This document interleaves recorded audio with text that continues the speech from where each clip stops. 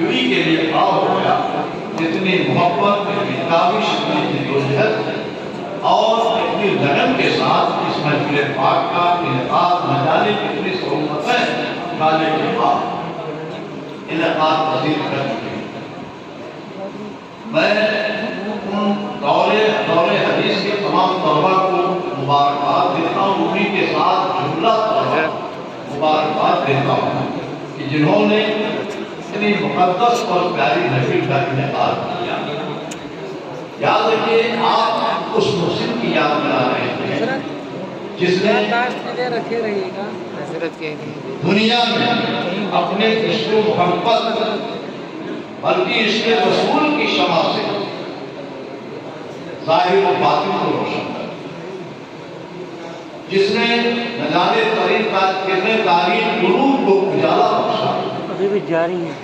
جس ذات نے نہ جانے کتنے لوگوں کی زندگی میں انقلاب برپا کیا، نہ جانے کتنے حصوں میں حق و باطل کے درمیان نشانے امتیاز کھینچ کر کے ہمیں یہ سبق دیا کہ اصل مومن اور اصل اللہ کا فرمانبردار وہ ہے جو حضرت مصطفیٰ صلی اللہ علیہ وسلم کی پرچم کا لگام ہے۔ اعلیٰ حضرت فاضل بریلوی کی ذات، ان کے سلسلے میں تقریر کرنا اس کے لیے بہت چاہیے اور کافی مطالعہ کی ضرورت ہے اور کافی تیاری کی ضرورت ہے، بڑی عظیم و مرتبہ سرکار اعلیٰ حضرت کی ذات کو ایک پہلو سے آپ سمجھیں۔ دیکھیے، کوئی دور، کوئی عصر، کوئی زمانہ حق و باطل کی جنگ سے خالی ہے۔ ہر دور میں حق و باطل کی مارکہ آ رہی یا ہوتی رہی، نور و ظلمت کی لڑائی ہوتی رہی، ایمان و کفر کے درمیان جنگیں ہوتی رہی، نہ جانے کن کن ماحول میں اور کن کن حالات میں یہ حق و باطل کی جنگ باقی رہی اور ابتدائے آفریدش سے لے کے آج تک یہ سلسلہ چلا۔ اگر آپ تاریخ کا مطالعہ کریں گے تو اسلام کے آغاز کا مطالعہ کریں گے،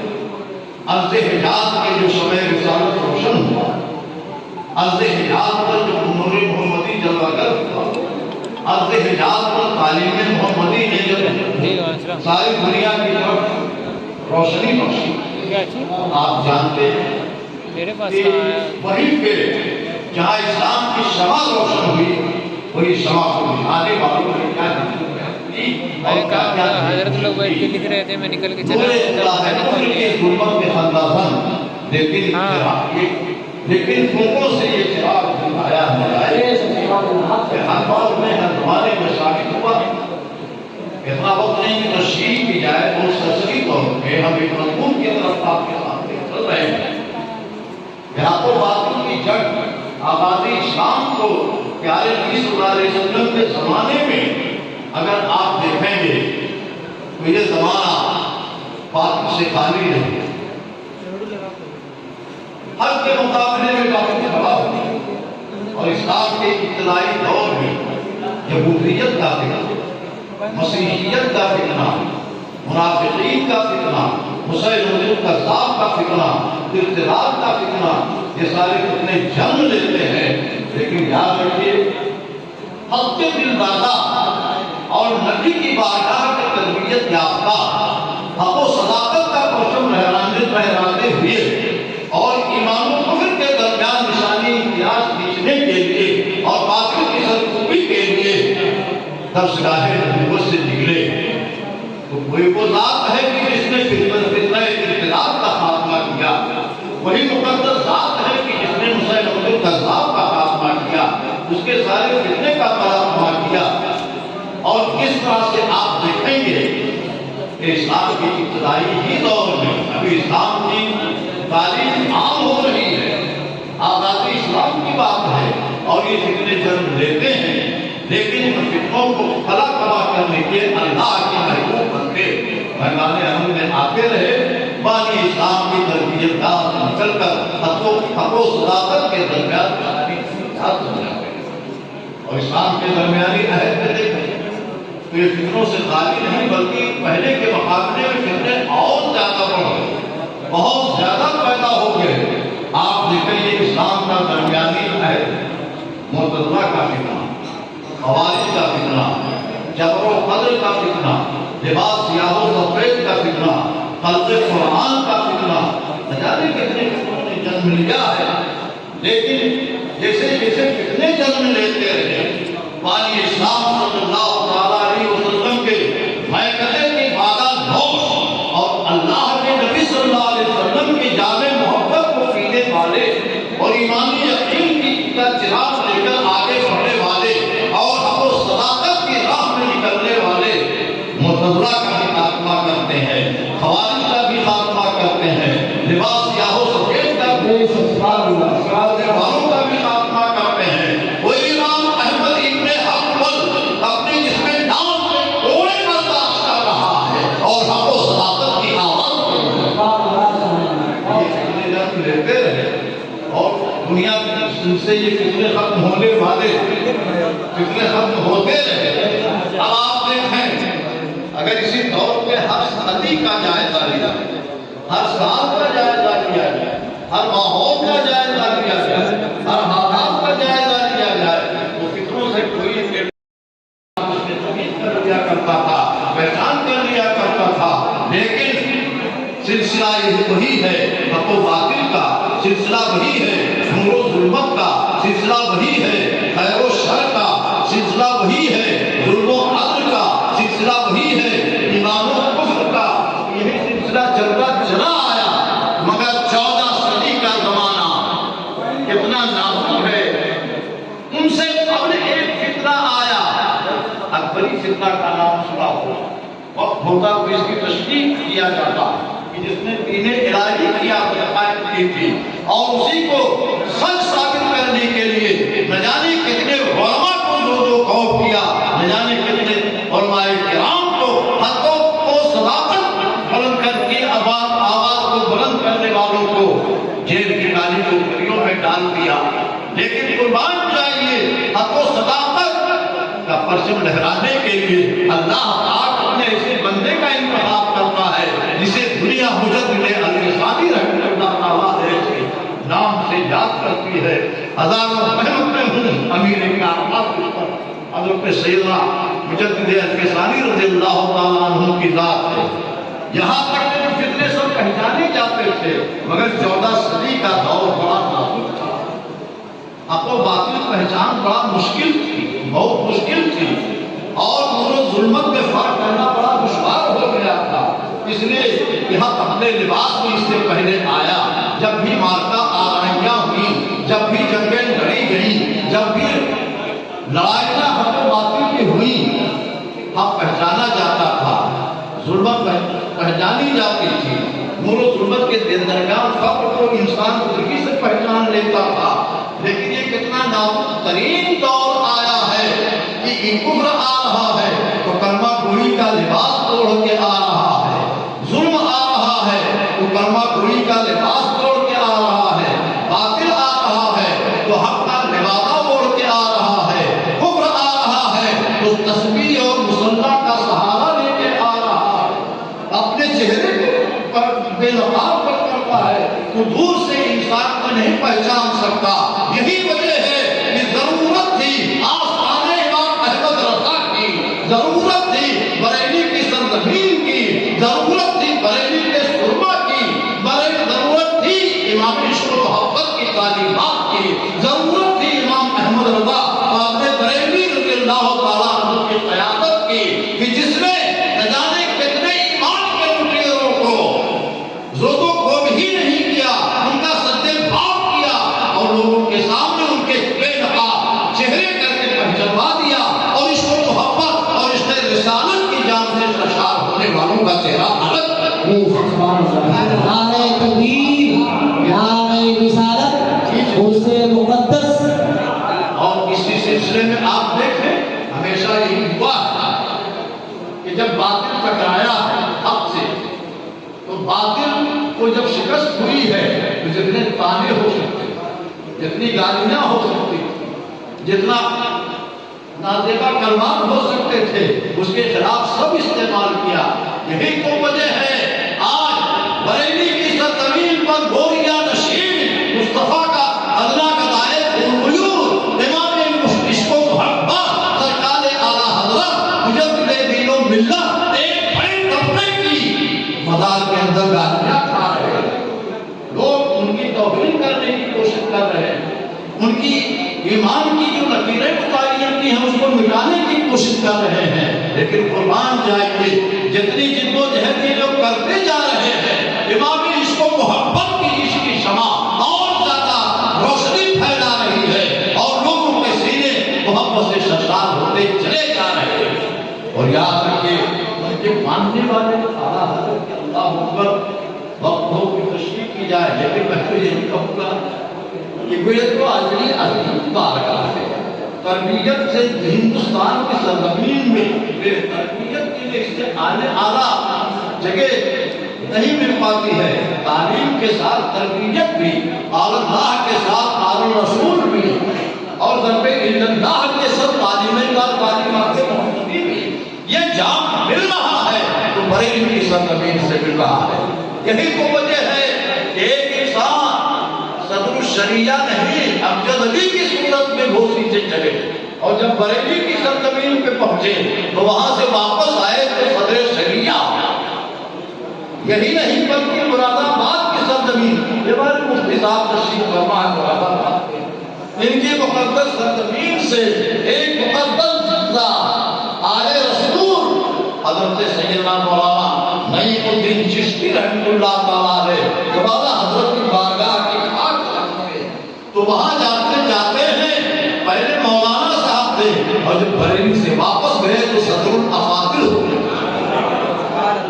اور میرا قائم و فضل کا تاجدار شیخ الفلسفہ والمنطق جب میرٹھ کی سرزمین سے آیا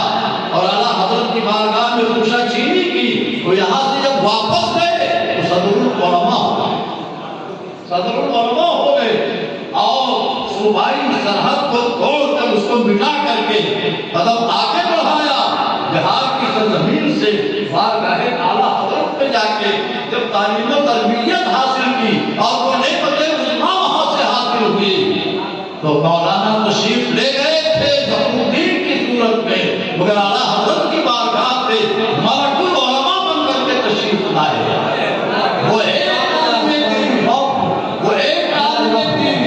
جسے مولانا حشمت علی کہتے ہیں، پیلی بھیت کی سرزمین پر لاہموار سرزمین پہ ان کی پیدائش ہوئی، اور وہاں پڑھتے رہے۔ دیوبند میں انہوں نے تعلیم حاصل کی، لیکن تعلیم کے ساتھ دیوبند کی میں لات پاری امام احمد رضا کے گھر کا انتخاب کر لیا، امام احمد رضا کے گھر کا انتخاب کر لیا۔ وہاں تعلیم و تربیت حاصل کرنے کے بعد اس جیسا شیخ نہ کنیا کماری سے لے کے نیپال کی سرحد تک ہوا، اور نہ پنجاب کی سرحد سے لے کے خلیج بنگال، اور پھر اس کا ڈنکا بج گیا۔ وہ مولانا حشمت علی ہی نہ رہے، اعلیٰ حضرت کی بارگاہ میں جب تربیت حاصل کی تو شیر پہ شیر اہل سنت کی۔ مطلب یہ ہے کہ کرنا ہے اعلیٰ حضرت کی وہ بارگاہ ہے، زردی پرش کے آپ بابو ماہتاب بنایا جاتا ہے، خالی سینوں میں علم کی دولت ودیت کر دی جاتی ہے، زبانوں پہ نغمہ سرائی دی جاتی ہے، مصطفیٰ پیارے کے گل گانے کا طریقہ پیش کیا جاتا ہے، اور اس دور پہ اللہ اکبر، اس دور پر واہ کیا دل و کرم ہے شریف اللہ کے، نہیں چلتا ہے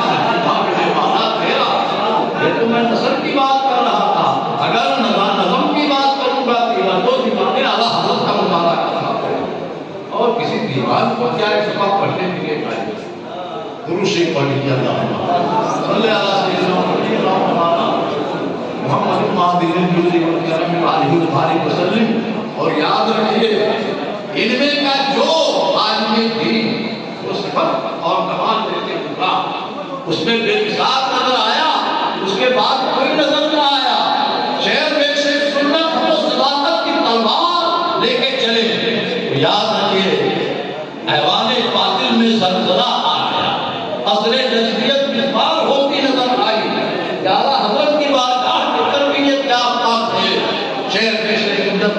اللہ تعالیٰ ہے چلے گئے، دنیا نے خوشی منائی، لیکن یہ بھول گئے کہ غلام احمد رضا جہاں بھی ہوتا ہے شیر پیش سنت کے غلامی میں وہ مناظر آخر مناظر اہل سنت ہوتا ہے۔ اور یہ کہاں تم چلے گئے، سمجھا کہاں چلے گئے، شیر پیش سنت، مگر غلامان مصطفیٰ اور غلامان احمد رضا کائنات کے گوشے گوشے میں موجود ہیں، اور جب ضرورت پڑے گی سب بھی کے لیے میدان میں آئیں گے۔ یاد رکھیے کوئی زبان سے جہاد کر رہا ان کا ہوگا، آج بھی کر رہا ہے، کوئی قلم سے جہاد کر رہا ہے، آج بھی کر رہا ہے، کوئی خطابت کے ذریعے کر رہا ہے، اور کوئی قرآن کی بنیاد پر کر رہا ہے، کسی کوئی تعمیری پیغام میں لگا ہوا ہے، کوئی بچوں کی زندگی کو سنبھال رہا ہے، کوئی بچوں کی تعمیر پہ لگا ہوا ہے۔ اگر اس فہرست میں دیکھیں تو الجامعۃ الاسلامیہ کے وہ اساتذہ جو موجود ہیں، قابل مبارکباد ہے، اللہ ان کے عمروں میں برکتیں عطا فرمائے، اور بیمار قوم کی صورت میں اگر دیکھیں گے تو ایک بڑا طویل سلسلہ ہے۔ حضرت مفتی شبیر حسن صاحب، حضرت مولانا عبداللہ صاحب، حضرت مولانا فصیح اللہ صاحب، قاری نسیم صاحب، دیگر اور دنیا میں جو لوگ ہیں، اللہ ان کی بات کو قبول فرمائے، ان کی محبت۔ اور ان بیماروں میں سے ایک عجیب المقدور شخصیت غلام امام احمد رضا، غلام مفتی اعظم حضرت علامہ مولانا محمد نعمان صاحب رحمۃ اللہ علیہ کے ساتھ، انہوں نے قلم کم چلایا، زبان کم چلائی، طاقت کا استعمال زیادہ کیا، اور ایسے کیا دامے گرمے سخنے قدمے قلمے جتنے طریقے ہو سکتے ہیں ہندوستان کے گوشے گوشے میں اس وقت مجاہد نے نہ جانے کن حالات اور صعوبتوں کا سامنا کر کے مشقتوں کو اٹھاتے ہوئے جگہ جگہ سے چندہ کر کے رقمیں حصول کر کے لا کر کے بڑی ہی ذمہ داری کے ساتھ مدرسے کو فروغ دیا۔ مولانا محمد نعمان صاحب کو نہ مدرسہ بھول سکتا ہے، نہ مدرسے کی تاریخ میں ان کو فراموش کیا جا سکتا ہے، اور یہ مصطفیٰ پیارے صلی اللہ علیہ وسلم کے ایک ادنا گزر بدائے قلوب ہے۔ اگر ان کی تفصیلات ان کے عمل پہ غور کیا جائے تو یہ شعر ان کے صادق آئے گا، یقین حکم عمل پہ ہم محبت پاتے ہیں، یقین حکم عمل پہ ہم محبت پاتے ہیں، عالم جہاد زندگانی میں ہے یہ محبوب کے شخص ہے۔ جو یہ میں کیوں کہہ رہا، آج آپ آئے ہو جامعہ، آپ سے پہلے لوگ جو جا چکے وہ اچھی طرح جانتے ہوں کہ خارجین یہاں یہ طویل سلسلہ اور طویل جماعت یہاں بیٹھی ہوئی ہے، یہ خوب جانتے ہیں۔ جب جامعہ کا قیام عمل میں آیا، فیض آباد سے لے کر لکھنؤ تک جو سچائی ہے جو میں نے اپنی آنکھوں سے دیکھی بیان کر رہا ہوں، اس لیے تذکرہ کر دینا ضروری سمجھتا ہوں۔ فیض آباد سے لے کے لکھنؤ تک مسلمانوں کی بہت بڑی تعداد، لیکن ان میں وہی تھا، اکثریت سب نہیں، اکثریت ایسی تھی کہ جو ابو الحسن علی ندوی کو اچھا کہتے تھے، ان میں ایسے لوگ بھی تھے جو اس پہ لعن طعن کرتے تھے، اعلیٰ حضرت کی بارگاہ میں شکایت کرتے تھے۔ اس علاقے کے بہت سے لوگ ایسے تھے، میلاد پڑھ لیا تو سلام کہو یا نہ پڑھو کوئی فرق نہیں پڑتا۔ یہ مزاج اس ماحول کو سمجھنے کے لیے تاکہ جامعہ کے خدمات اور جامعہ کے راج بلارے جتنے اساتذہ آئے انہوں نے قربانیاں دی، خود مولانا محمد نعمان صاحب کی قربانیوں کو آپ سمجھ سکیں اور دیگر لوگوں کی قربانیوں کو محسوس کر سکیں۔ تو یاد رکھیے، دور نہ جائیے۔ روناہی کا ایک واقعہ سنا دیتا ہوں، آئی بار کا ہوگا لیکن مفہوم سمجھنے کے لیے کرنا ضروری ہے۔ روناہی میں چمپارن جنوبر شریف میں جلسہ ہوا ہے، تو یہاں کے لوگ لکھنؤ جاتے تھے، کوئی مولانا غلبر حسین صاحب ان کو لایا کرتے تھے اور آتے تھے تو وہ پہنچ کر کے تقریر کرتے تھے، نذرانہ دیتے تھے اور کھڑے ہو کے جلدی سے سلام پڑھ کے ہاتھ پھیرتے تھے، چلے جاتے۔ محمد ریاض کا صاحب جامعہ کے شاگرد سیدھے سیکریٹری، انہوں نے جب دیکھا کوئی مولانا لکھنؤ سے اب نہیں مل پا رہا تو فیض آباد میں ایک مولانا محمد احمد وہاں کی سبزی منڈی، پرانی سبزی منڈی کی مسجد کے امام ان کو لے کے آئے تو انہوں نے اپنی تقریر کے بیان بچارے تقریر کے لوگوں نے اس کے نصیب و فرار اس کے معاملات کو نہیں سمجھ سکے، تقریر وغیرہ کیا اور اسے ایسے موقع پہ تقیہ بھی کر دیتے ہیں جو کچھ ہو سکا کیا اس نے بس پڑھنے کے بعد اور فوراً ہاتھ پھیر دیا۔ یاد رکھیے یہاں کے مردوں نے کم، یہاں کی عورتوں نے مجلس سے آواز دی، ایسے ناقابل اندیش کو، ایسے زنخے کو، یہ جملے ایسے زنخے کو میلاد شریف پڑھنے کے لیے کیوں بلایا کہ جو میلاد پڑھے تو میرے نبی پہ سلام ڈالے۔ کی عقیدت کی، اس نے عقیدت کی بات دیکھو، اور پھر جناب ریاض خان صاحب نے کرتا اور کہا سیدھے اٹھ کے قدم چلو، لے جا کے چوراہے پہ چھوڑ دیا۔ اس وقت ڈاکٹر بنا تھا، راستہ صحیح تھا، نہ اجالا تھا، نہ یہ بتیوں کا سلسلہ تھا، تعلیم کا ماحول تھا، رات کی کسی ہو گیا ہوگا۔ ہم یہ بتانا چاہتے ہیں کہ ایسے لوگوں کو ہر جگہ باشعور اگر ہوتے ہیں تو نہیں قبول کرتے، لیکن یہ روناہی کا شروع تھا جس نے کیش کر لیا۔ اور مگرسی میں دیگر جگہوں میں آپ کو آپ سنیں، ادارے کی وجود سے پہلے بغل میں ایک گاؤں ہے، اس گاؤں کا نام ہے صالح پور ڈیمنشا۔ جب ہم اور علامہ قمر صاحب یہاں آئے، وہ 64 میں آئے اور میں سن 1965 جس زمین پہ آپ بیٹھے ہوئے ہیں یہاں ایک مدرسہ تھا، ہم لوگ باہر رہتے تھے، باہر پڑھاتے تھے، ڈاکٹر صاحب کی مکان کے دواخانے کے اوپر چھوٹا سا مکان تھا، اسی میں 2 آدمی رہتے تھے۔ وہاں ایک پردھان اقبال صاحب تھے، اشتیاق صاحب، انہوں نے ہم لوگوں کی دعوت کی، ان کی والدہ حج کے لیے جا رہی تھی، تو وہاں معلوم ہوا کہ آج ایک بچی کا یہاں انتقال ہو گیا تھا جو بغیر نماز جنازہ کے قتل کر دیا۔ میں نے پوچھا کیوں ایسا کیا؟ کہا گھنٹوں تلاش کیا کہ نماز پڑھانے والا مل جائے جنازہ، اور یہاں سے سوچتا کہیں بولا اور ایک جگہ کا نام لیا کہ وہاں جا کے ہم لوگوں نے تلاش کیا، کوئی نہیں ملا۔ آپ بتاؤ آج کے دور میں، آج علم و فضل کے اس ماحول میں، آج بیٹا ہر بچہ امامت کر سکتا ہے، آج نسا ہر بچہ جنازہ پڑھا سکتا ہے، آج بیٹا ہر بچہ عالم کو تو چھوڑیے آپ لوگوں میں دعائیں کر سکتا ہے، لیکن یہ علاقہ کتنا بے سہارا تھا کہ وہ بچی بغیر نماز جنازہ کی۔ تو یہ تقریر میں بتانا مقصود میں منظر آپ کے سامنے پیش کرنا چاہتا ہوں۔ جب ہم لوگوں نے یہ بارہ بنکی ضلع کا کٹواری بھٹیانہ جو مسلمانوں کا وہ بہت مضبوط علاقہ، تو بیشتر علاقوں میں جو ہم لوگ گئے تو وہاں نہیں دیکھا جاتا سلام پڑھو تو بھی ٹھیک ہے، نہ سلام پڑھو تو بھی ٹھیک ہے، اعلیٰ حضرت بھی اچھے ہیں، ابو حسن علی نبی بھی اچھا الحمدللہ۔ تو ضرورت ہوئی کہ اب یہاں مجاہدانہ کام کرے، اور وہ نازک ترین موقع تھا جب حضرت علامہ ابو جمعہ صاحب نے گاؤں